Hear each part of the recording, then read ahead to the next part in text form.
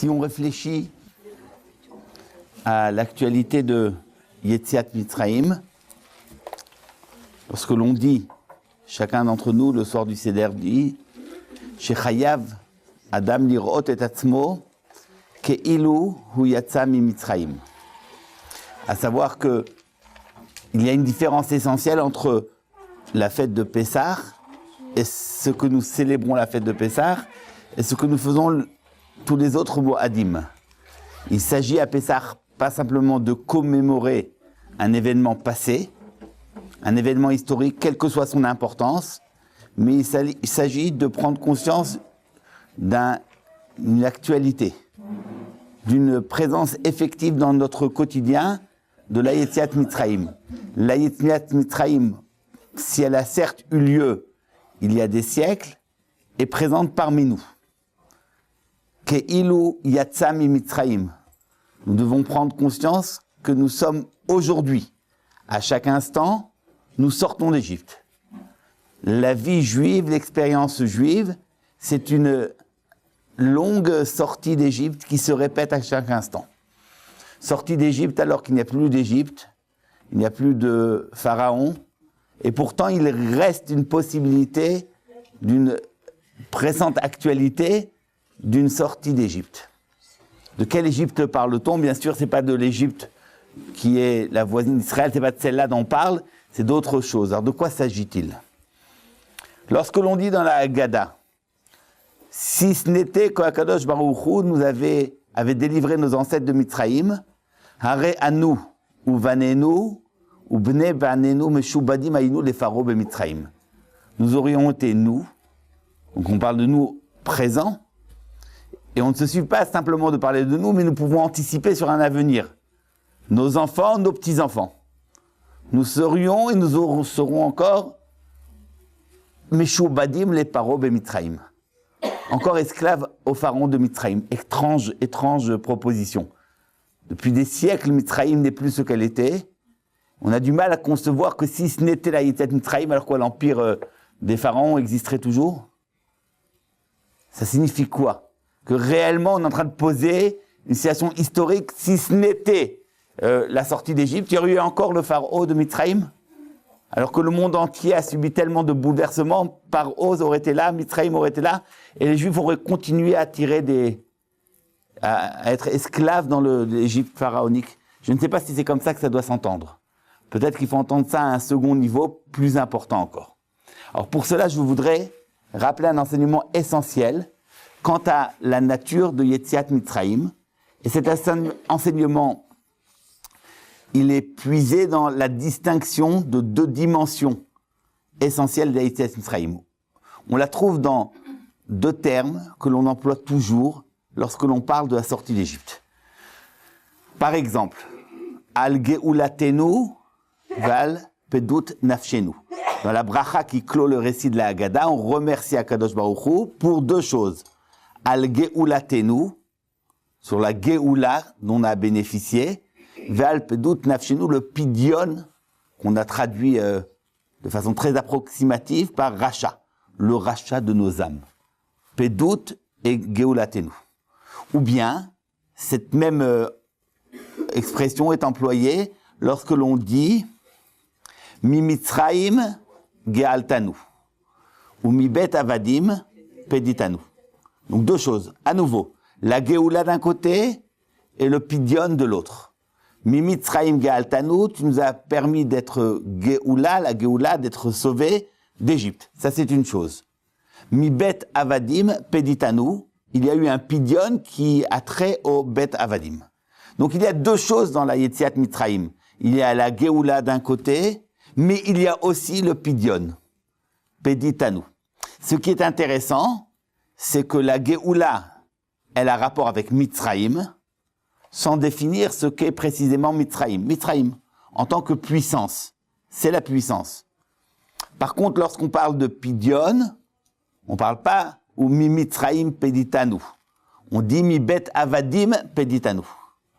Tu nous as sauvés de la maison d'esclaves. Comme si la notion de Pidyon a à voir de façon intrinsèque avec la notion d'esclavage, de Bet Avadim. Tandis que la notion de Géoula, elle a trait à Mitzrayim de façon plus générale. Ce qui signifie que nous avons deux dimensions dans la Géoula de Mitzrayim, Yetziat Mitzrayim, la Géoula qui elle a rapport avec Mitzrayim en tant que tel, et puis le Pidyon qui s'adresse à la notion de Avdout, du Eved. De quoi s'agit-il? Alors pour comprendre cela, il faut faire un petit détour par la Halacha. Et essayer de voir comment dans la Halacha se donnent ces deux concepts. Le concept de Géoula et le concept de Pidyon. Alors nous avons dans les textes de la Halacha une définition claire de ce qu'est la Géoula et de ce qu'est le Pidyon. La Géoula, nous dit la Gemara dans Bava Metzia, c'est une Mechira. Une Mechira, c'est une vente. Alors par exemple, il y a dans la Torah une loi qui autorise le rachat d'un bien immobilier. Si j'ai vendu un champ, un immeuble, si j'ai vendu une propriété qui m'appartenait, le Goël, donc un proche à moi ou un proche à moi, nous avons le droit de racheter ce champ ou cette propriété vendue dans l'année, même contre le gré du vendeur. Il y a une possibilité de faire une Géoula, de libérer, de sauver, c'est-à-dire en fait, il y a d'annuler la vente. Je rachète l'objet que j'ai vendu. Ça s'appelle une Géoula. Donc Géoula, la Gemara dit, Géoula zu mechira, c'est une vente. Ce qui est important dans la notion de vente, c'est que rien n'est intrinsèque à l'objet. Lorsque je vends un objet, je ne modifie pas le statut de l'objet. Si je vends une montre, la montre, ça reste la même. Ce qui change, c'est le propriétaire. Auparavant, j'étais propriétaire, maintenant c'est un autre qui est propriétaire. Mais peut-on dire que le statut de la montre a changé? Pas du tout. C'est le même objet. Si je vends une propriété, c'est la même propriété. Il n'y a pas eu de changement, de transformation de nature de l'objet. C'est quelque chose d'extérieur, à savoir la propriété a été changée, modifiée. Par contre, la chose en tant que telle, elle n'est pas changée. Ça, c'est ce qu'on appelle la Géoula. Et il y a un autre principe tout à fait différent qu'on appelle le Pidyon. Que signifie le Pidyon? Il s'adresse à quelque chose de kadosh. Le Pidyon signifie la chose suivante. Nous avons quelque chose qui a une kedusha, et nous voulons faire un rachat de cette chose. Par exemple, nous avons du maaser sheni. C'est de la récolte qui a une kedusha particulière, qui a un din particulier. Elle doit être consommée à Yerushalayim. Alors, imaginez-vous quelqu'un qui a beaucoup de champs, beaucoup de récoltes, et il a beaucoup de maaser sheni, plusieurs tonnes. Comment il fait? Il va ramener tout ça à Yerushalayim, des tonnes et des tonnes de récoltes. C'est compliqué. Alors il rachète cela. Qu'est-ce qu'il fait? Il fait un pidyon, et il fait un transfert de la kedusha et du din de la récolte qui va être transféré sur de l'argent, lequel argent va recevoir la kedusha qui était auparavant inscrite dans ce maaser, dans cette récolte. Il va prendre cet argent, il va monter à Yerushalayim, et c'est là où il va pouvoir acheter les choses qu'il va consommer. Donc en réalité, le pidyon, là, c'est un transfert de kedusha d'une chose à l'autre, et ce qui est important, c'est que dans le pidyon, il y a une transformation de nature. La chose qui était kadosh devient chol. Ce qui était chol devient kadosh. Ici, ce n'est pas simplement une transformation extérieure. Le propriétaire change, c'est une transformation intrinsèque, d'essence. Ça, c'est la chose elle-même qui a un statut différent, qui a une autre nature. La chose devient kadosh. C'est totalement différent. Donc ça, c'est la différence, la distinction qu'il y a entre la Géoula d'un côté et le Pidyon de l'autre. Nous retenons simplement donc cette proposition importante. La Géoula, elle indique une transformation extérieure, une transformation de situation, mais pas de nature, tandis que le Pidyon, lui, il fait sens parce qu'en ce qu'il est une transformation d'essence, de nature. La chose change, est modifiée de l'intérieur. Donc, si nous appliquons cette proposition à notre thème, à savoir la Yetziat Mitzrayim, où nous avons deux choses, deux éléments. D'un côté, Mi Mitzrayim Ge'altanu, la Geoula, et par ailleurs, Mi Bet Avadim Peditanu, nous aurons à dire la chose suivante. Il y a dans la Yetziat Mitzrayim une transformation. Transformation, à savoir une modification qui est presque, on va dire, conjoncturelle, qui n'est pas essentielle. C'est simplement le fait que Israël était esclave, soumis, dominé par les Égyptiens et que cela a pris fin. Ils se sont trouvés donc enfin libres. C'est une chose. Ils n'ont plus besoin d'être... ils n'ont plus été asservis par le paro. C'est une chose et ça a bien sûr une importance extrême. Ça, c'est la Géoula. On pourrait presque dire cela, on pourrait appeler ça une Géoula physique. Ce qui a permis à Israël de sortir d'Égypte et d'aller là où il devait aller dans ce processus qu'il a entamé, cette marche dans le désert, la Kabbalat Torah et enfin l'entrée en Eretz Israël. C'est une chose et je ne dénigre pas l'importance extrême de ce moment-là. C'est très important. C'est très important. Mais lorsque l'on dit Al Geulatenu, Ve'al Pedut Nafshenu, on veut signifier qu'il y a beaucoup, beaucoup plus que cela dans la Yetziat Mitzrayim. Ça ne s'arrête en aucun cas à simplement la simple Géoula, en tant que libération d'une nation, que naissance d'un peuple, c'est pas cela. On va plus que ça. Il y a un pidion. Un pidion, c'est-à-dire une transformation d'essence. Tout comme nous avons vu que la notion de pidion, ça transforme l'objet, la nature d'un objet, il y a eu une modification essentielle dans la nature du clan d'Israël et de chacun de ses membres. Qu'en est-il? Où se joue cette transformation? Alors la suite de la proposition nous est claire. Mibet avadim peditanu. Le pidion, c'est l'extraction d'un homme qui auparavant était éved et qui ne l'est plus. C'est-à-dire que nous avons cessé d'être des avadim. Nous avons cessé d'avoir cette nature de éved. Éved, c'est pas simplement une relation entre deux personnes, entre celui qui domine et celui qui est dominé. C'est pas simplement le droit d'un homme de faire travailler autrui, enfin, le droit ou de fait ou de droit. Mais c'est aussi la nature du éved. Un éved, c'est une nature. Un éved, c'est une disposition d'esprit. Un éved, c'est une modalité de perception du monde. Ça ne se termine pas, la avdout, il ne suffit pas de dire d'un éved qu'il est, au service d'autrui. La avdout, c'est un état d'esprit. La avdout, c'est une situation profonde, intérieure. Lorsqu'on est sorti d'Égypte, ce qui a été déterminant dans la sortie d'Égypte, c'est que, à ce moment-là, et pour tous jamais, pour toujours, nous ne serons plus jamais des avadim. Plus jamais. Ça ne signifie pas que nous n'aurons pas à subir dans l'histoire beaucoup de moments difficiles avec des dominations effectives d'autres peuples. Ça ne signifie pas que Israël n'a pas connu d'autres exils, ça a été le cas. Après Yetziat Mitzrayim, on a connu beaucoup de moments difficiles, d'autres exils, des déportations, des moments où Israël a été soumis. Mais il y avait un changement essentiel entre ce qui s'est passé avant la Yetziat Mitzrayim et ce qui se passe après. Auparavant, Israël pouvait encore être soumis comme on soumet un éved. C'est-à-dire que les Bnei Israël avaient encore cette âme de éved. Cela, pour une fois, ça a été acquis à tout jamais. Israël n'est plus un éved. Il peut être soumis, il peut être contraint de travailler, il peut être exilé, il peut être persécuté, mais éved, il n'est plus. Alors nous avons à essayer de comprendre ce que signifie que la nature du éved. Mais ça, c'est ce que nous avons gagné. Ce que nous avons gagné, c'est pedut nafshenu. Il y a une différence entre les éved qui sert son maître et qui est éved en tant que tel, et une personne libre qui est soumise. Mais elle est soumise alors qu'elle reste encore libre dans sa tête et dans son esprit. Lorsque le passouk dit « Ki li bene Israël avadim » Ki li bene Israël avadim. Akadosh Baruch Hu dit « Les bene Israël, ce sont mes avadim ». Il faut bien remarquer que c'est l'unique fois dans la Torah où on parle de la relation entre Hachem et le clan d'Israël comme une relation de avdout.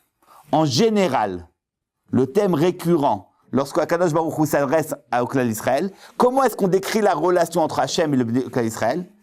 Banim. Banim atem l'Hachem Elokechem. Beni Bechori Israël. Nous sommes les enfants d'Akadosh Baruch Hu. Il y a une fois où le pasuk emploie les termes de Eved. Nous sommes les avadim d'Akadosh Baruch Hu. Et tout de suite, les chachamim de lire n'entend pas, c'est pas ça, ce qui est entendu. Ce qu'il faut entendre, c'est Ki li bene Israël avadim, Ce n'est pas ici la déclaration de la Avdout d'Israël, au contraire. Ici se fonde la liberté d'Israël. Comment?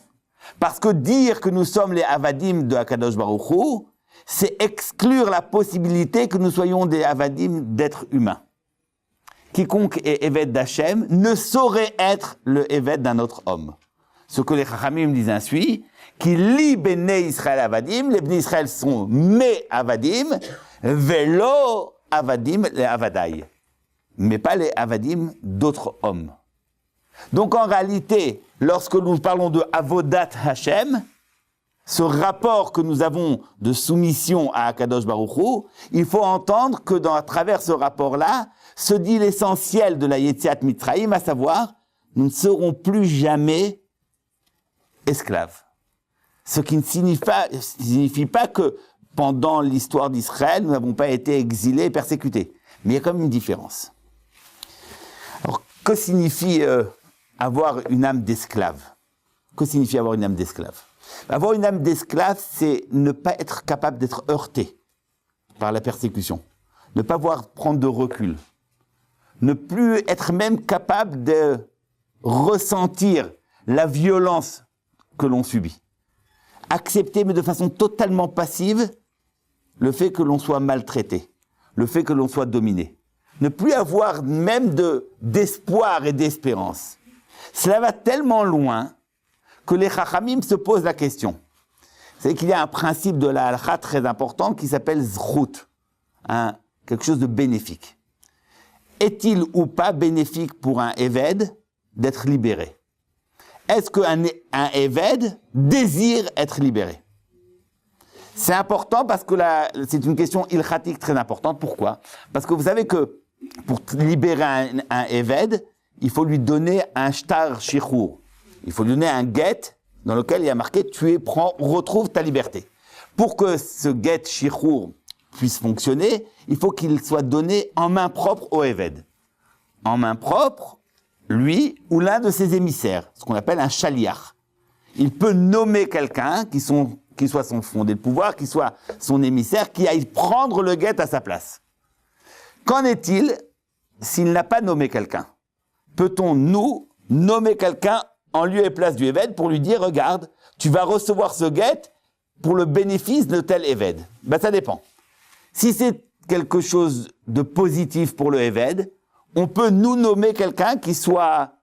Voilà, j'avais nommé quelqu'un qui va être en lieu et place de quelqu'un qui va recevoir un cadeau, qui ne veut pas de cadeau. Donc on peut se nommer soi-même émissaire de quelqu'un si je cherche à faire profiter autrui. Si par contre je lui cause tort, je ne peux pas me nommer émissaire d'autrui si je vais lui causer tort, bien sûr.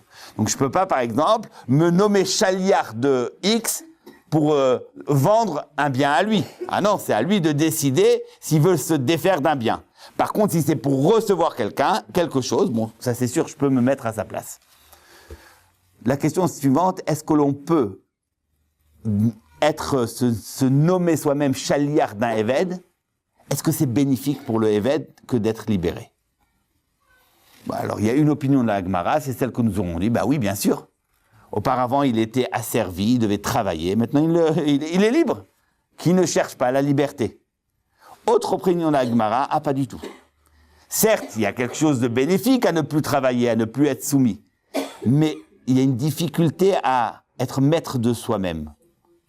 Un Eved, behefkera nichale, zilale pritzale, dit la Gemara. Ça signifie, parce que quand on prend une liberté, lorsqu'on acquiert une liberté, c'est nécessairement aussi rentrer et accepter le sens du devoir. Un homme libre, c'est un homme qui est soumis à des devoirs qu'il va s'imposer. Cette conscience de devoir décider souverainement de ses actes. Le Eved, lui, ne décide rien. Il est soumis à la volonté d'autrui. Il y a une passivité dans laquelle il se complaît. C'est une position de facilité que d'être soumis à la volonté d'autrui. Quand je me décharge de toute décision parce que je fais ce que autrui décide pour moi. Pouvoir être un homme libre, ce n'est pas évident. Il faut une volonté. Il faut exprimer une volonté. Il faut exprimer une décision souveraine. Je vais décider. Et décider, c'est nécessairement prendre des responsabilités, une charge, un devoir. le Eved, lui, se complaît dans l'oisiveté. Pas simplement une oisiveté donc physique, il peut travailler beaucoup, mais il n'a pas décidé. Il n'a aucun choix à faire. Tout lui est dicté par autrui. Ce qu'il doit faire, ce qu'il doit penser, ce qu'il doit porter, tout. Et il y a une certaine facilité, une certaine aisance que de ne pas prendre sur soi la charge de sa vie.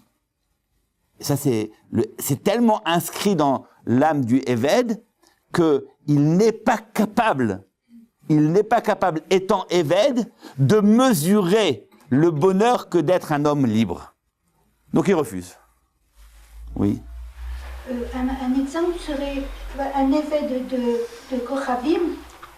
Il doit absolument prendre la décision de ne plus être Eved de Kochavim et il accepte d'être Eved Hashem. Oui, mais entendons bien, dans être Eved Hashem, la différence, c'est pas qu'on change de maître. C'est pas, on a choisi, on est Eved de tel ou on est Eved d'un autre. Être Eved d'Akadosh Baruch Hu, c'est être libre.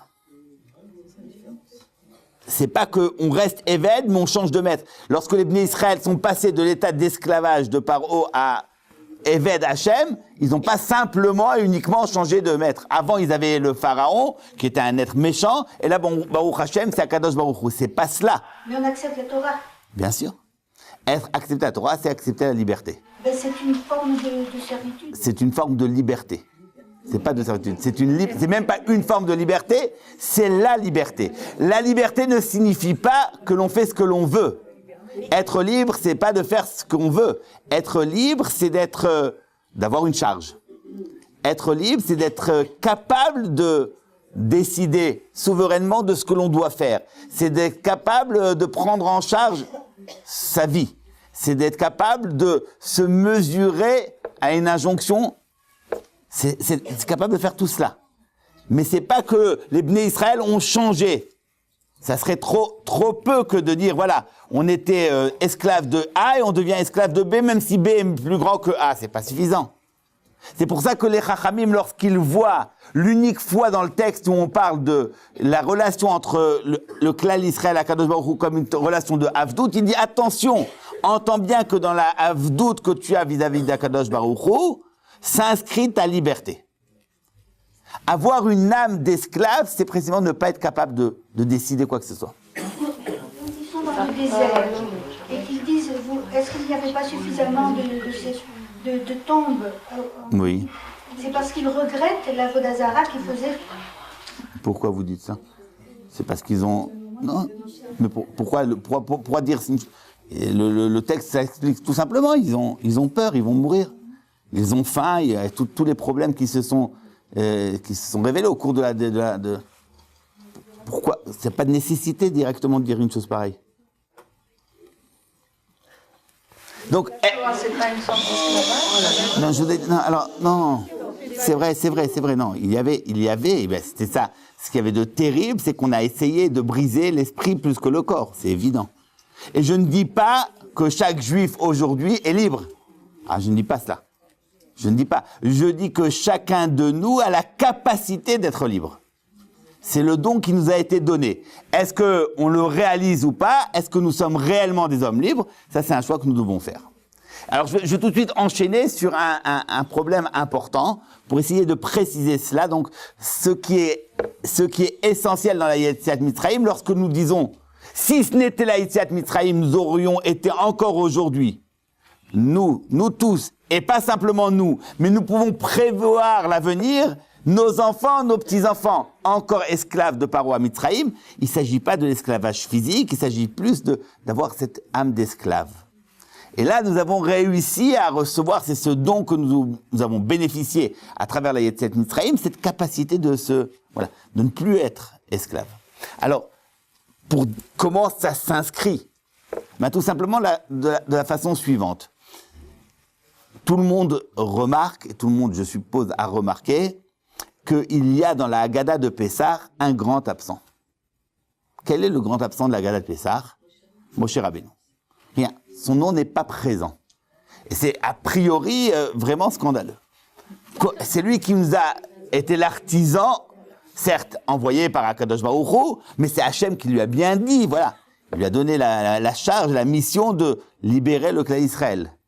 Dans la Torah, dans les parachiotes qui traitent de Yetziat Mitzrayim, Moshe est sans cesse présent. On ne cesse de parler de lui. Et nous, les Bnei Israël, qui allons célébrer cette sortie d'Égypte, on tait son nom. On n'en parle pas. On n'en parle pas. Vous allez me dire, bon, parce qu'on ne veut pas croire que c'est un homme qui aurait pu sauver Israël et comprendre que c'est Hachem qui sauve, et pas un homme. Bon, alors on n'a qu'à parler de personne. Mais le problème, c'est qu'il y a quelqu'un d'autre, une autre figure d'Israël qui est, elle, mentionnée, c'est Abraham. Abraham Avinu est mentionné, et on ne le mentionne pas simplement brièvement, on mentionne Terach, et on raconte quelles étaient ses origines. Il y avait Terach, et puis il y a Abraham. Pourquoi mentionner Abraham alors qu'on est en train de nous parler de la Yetziat Mitzrayim? Pourquoi? C'est Moshe qui est l'acteur essentiel a priori de la Yetziat Mitzrayim, et pas Abraham. Ça a été promis, Abraham, c'est vrai. Mais pourquoi Abraham plus que Moshe? Quelle est la place de Abraham ici? Pourquoi elle est tellement essentielle? Alors, le tour dans son commentaire rappelle que les 3 régalim, Pessah, Shavuot, Sukkot, sont référés aux 3 Avot. De la façon suivante, Pessah, c'est Abraham, Shavuot, c'est Yitzhak, et Sukkot, c'est Yaakov. Donc, lorsque l'on parle de Pessah, on a à voir avec Abraham. Qu'est-ce qu'il y a de singulier chez Abraham? Qu'est-ce qu'il y a de particulier chez Abraham? Le chesed, c'est vrai, mais c'est peut-être pas ça ce qui est important ici. Ce qui est de singulier chez Abraham, c'est la Bechira, son choix. Mais un choix singulier, personnel, individuel, non pas collectif. Abraham a choisi seul, envers et contre tous. Ce n'est pas le choix d'une nation, c'est pas le choix d'un peuple, ce n'est même pas le choix d'une famille. C'est le choix d'un homme seul. Seul.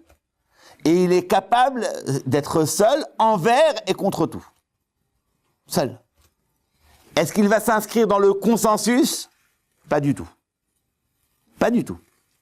Il est en train de professer des thèses qui sont inacceptables, inaudibles. Personne ne les accepte. À tel point que lorsque l'on va voir Nimrod, on lui dit, tu sais, il y a un homme qui rassemble des foules, il leur parle d'un dieu. Nimrod leur dit, mais non, c'est rien. Ça, c'est comme il a une expression, il dit, Predazo enamoledet. Il n'aura pas d'enfant. Ça veut dire quoi? Oui, c'est stérile comme discours. Qui va accepter des phadès pareils? C'est pas possible, ça ne passe pas, c'est pas audible.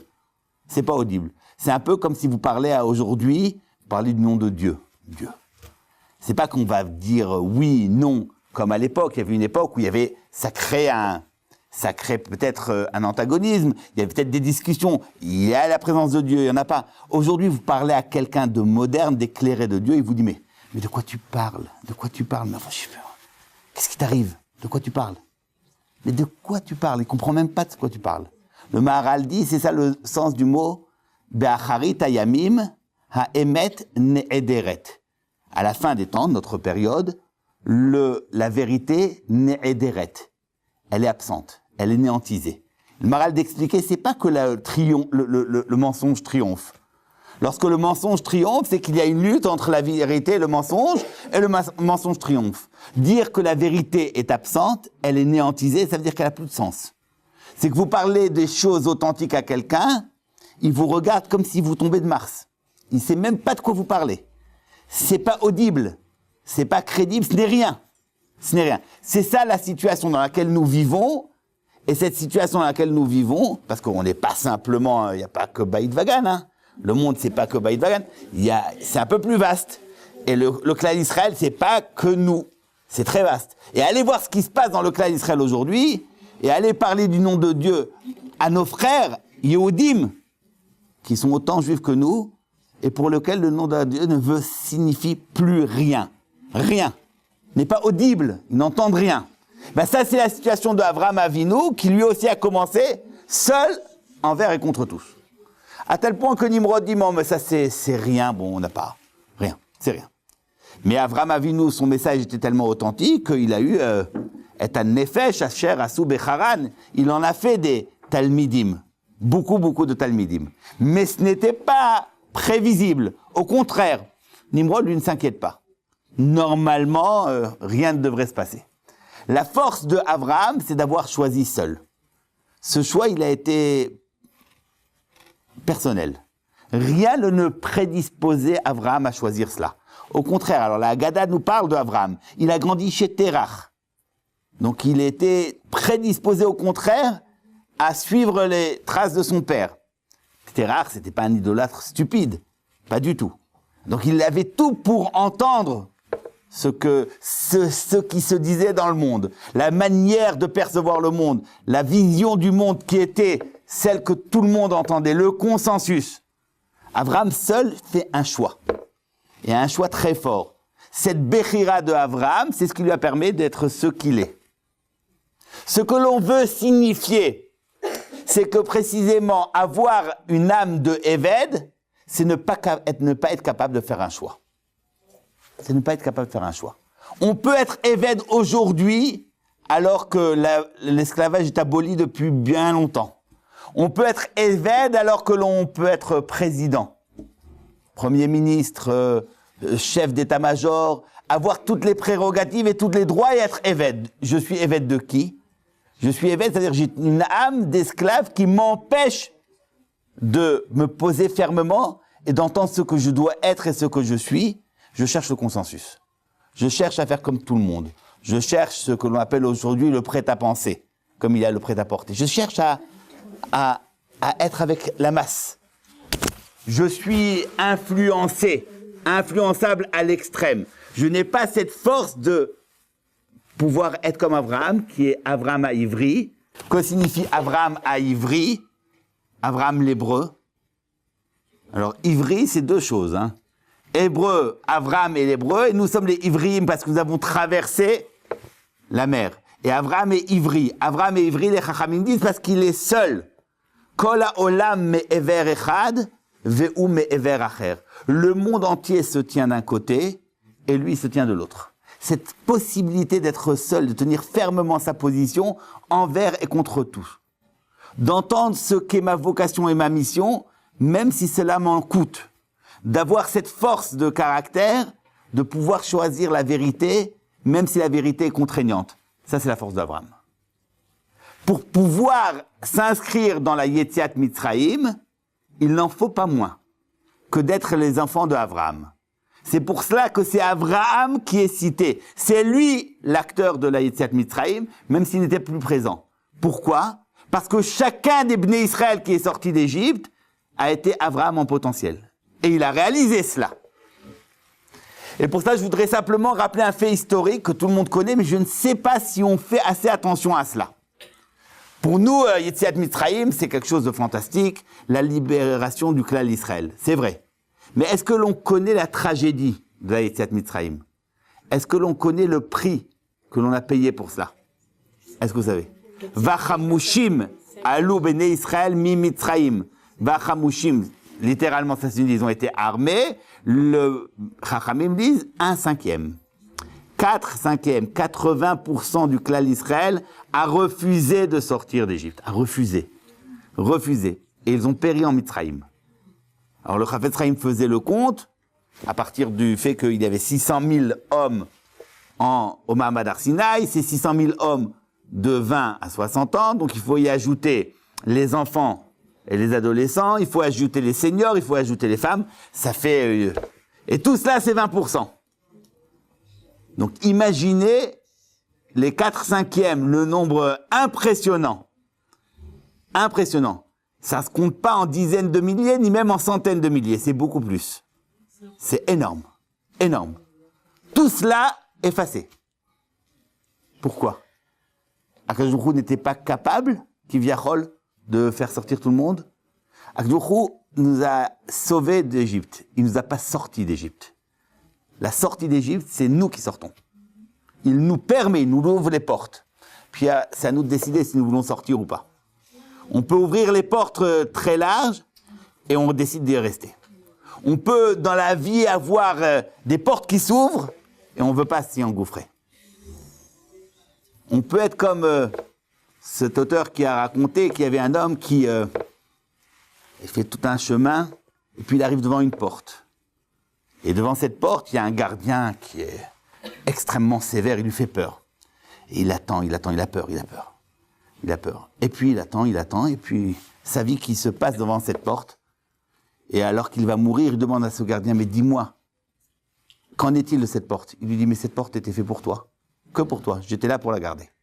Il n'a pas eu le courage de s'engouffrer. C'est ce qu'on appelle une âme d'esclave. Ne pas avoir le courage de payer le poids de la vérité. Alors on ouvre la porte, il y a la Géoula. Mais si on ne fait pas cet effort de sortir soi-même d'Israël, la Yetzia, alors on y reste. 4/5 du clan d'Israël est resté. Bien sûr, vous allez me poser la question, alors technique, mais enfin je comprends pas, comment ils étaient en souffrance en Mitzraïm. Lorsque l'on sait tout ce qui s'est passé en Mitzraïm, qui accepte de rester, ils étaient de véritables martyrs, travaillaient du matin au soir, on prenait leurs enfants, on les tuait, on les mettait dans les murs, à la place des briques, qui est l'être insensé qui va rester en Mitzraïm. Bon, il faut savoir que ça ne se passait plus comme ça. Au bout d'un moment, lorsqu'il y a eu les Makot de Mitzraïm, l'esclavage a cessé. Non simplement l'esclavage a cessé, mais les Bnei Israël, ils ont récupéré toute la richesse de Mitzraïm. Bon, ils sont fatigués. Tellement de temps d'esclavage, 2 siècles d'esclavage. Ils remercient Hachem, ils le savent, tout le monde avait bien compris que ce qui s'était passé était à main divine. Et personne ne pouvait être athée à ce moment-là. Tout le monde a compris, Akadosh Baruch Hu a renversé le monde pour permettre aux Bnei Israël d'être libérés de l'emprise pharaonique. Alors 4/5 du peuple disait à Akadosh Baruch Hu, merci beaucoup. Vraiment merci. Mais tenter encore une autre aventure, sortir dans le désert, recommencer à tout à zéro, ça c'est plus possible. Nous sommes las et fatigués. On veut s'installer tranquillement, enfin, dans le Goshen retrouvé. On veut une vie un peu tranquille, bourgeoise. On a suffisamment payé 2 siècles de souffrance pour pouvoir aujourd'hui rester en Mitzraïm. On y ouvrira des yeshivot, des kolélim, des séminaires, on fera tout. Mais ne me demande pas de recommencer à zéro. C'est dur. Nous, on a l'impression que c'est 80% du clan d'Israël. Bon, c'était des gens insensés ou des gens de peu de valeur. Je ne sais pas. Bon, Baruch Hashem, qu'on ne m'ait pas mis dans cette situation. Je ne sais pas ce que j'aurais choisi. La vérité, je ne sais pas. Je sais juste que c'est extrêmement difficile. Et je remercie Hachem de m'avoir donné comme la Yetziat Mitzraïm, que je reçois. Cette capacité de ne plus être esclave. Parce que l'effort à fournir à l'époque n'était pas simple. Il n'était pas simple. Voilà, ils étaient capables de rester de bons juifs, mais pas de sortir dans le désert. Encore recommencer tout à zéro, c'était difficile. Très peu, 1 sur 5 ont choisi. 1 sur 5 ont fait ce choix, et ce choix est personnel, est individuel. On ne peut pas parler de Moshe Rabbeinu, parce que Moshe Rabbeinu, il est Shakul Keneged Kol Israël. Moshe Rabbeinu, c'est tout Israël. Ça, c'est le mouvement dans son ensemble. Il a eu lieu. Mais il a fallu l'intervention de Avraham Avinu en chacun de nous, pour que chacun fasse son choix. Et c'est le choix de chacun qui a permis d'en finir avec l'esclavage. Pas avec l'esclavage physique, mais avec l'esclavage d'esprit, avec cette âme d'esclave, pour pouvoir prendre en charge sa vie, pour pouvoir accepter le poids d'une injonction et d'une mitzvah. Ça a été le principe de chacun.